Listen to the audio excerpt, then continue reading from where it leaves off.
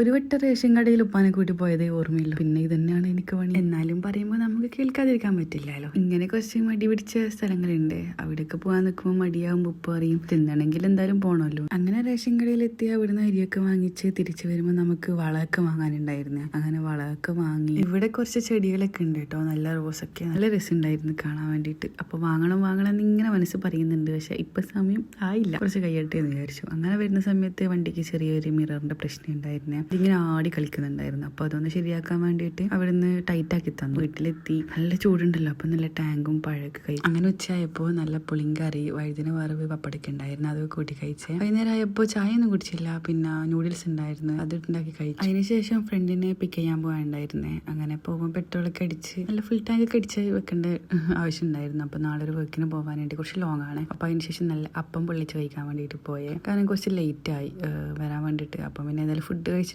പോവാന്ന് വിചാരിച്ചു. കൂടെ ഒരു ലൈം ജ്യൂസും കുടിച്ച് അങ്ങനെ വീട്ടിലേക്ക് നേരെ വിട്ടേ.